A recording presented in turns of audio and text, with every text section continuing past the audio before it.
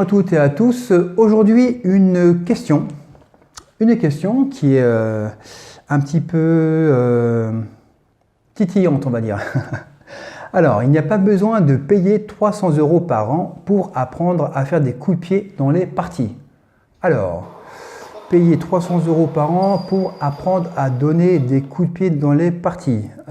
Donc ça peut être 300 €, ça peut être un petit peu plus élevé. Hein. Dans mon club, on est aux alentours de 399.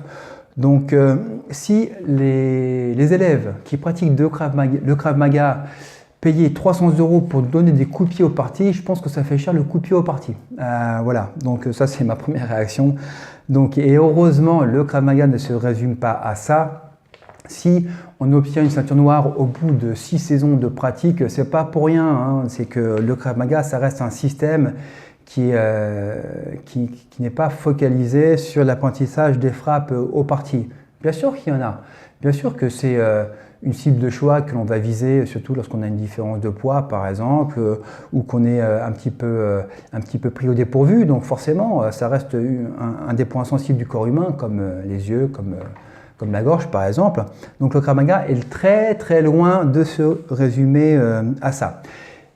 Et en poussant un petit peu plus loin, on peut se dire, bon oui, mais bon, mettre un coup de pied dans les parties, si on passe 6 ans à ne faire que ça, c'est qu'on passe forcément à côté d'un truc, mais donner un coup de pied aux parties, bah, c'est pas si simple. C'est pas si simple, pourquoi? Parce que quand on se bat, eh ben, on a l'effet tunnel, on a le stress, on a la peur, on a l'adrénaline, on a différents facteurs qui font que on n'est pas aussi rapide, aussi explosif et surtout aussi précis, hein, d'autant plus que dans une confrontation, il se peut que les deux protagonistes, ça bouge, hein, voilà, on est là, donc donner un coup de pied aux parties, c'est pas forcément aussi simple que ça.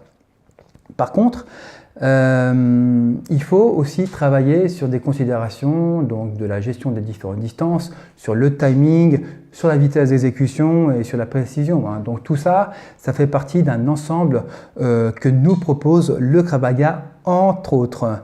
Et là encore, pour moi, il n'existe aucune discipline qui est aussi complète que le Krav Maga. Donc on est loin de se résumer à des simples frappes aux parties, puisqu'on a du travail debout, assis, couché, dans différents types de situations, contre un ou plusieurs adversaires. On a également un travail contre armes, hein, qui n'est pas forcément inclus dans d'autres disciplines de pied-point, qui est aussi relativement intéressant. On a aussi du travail au sol.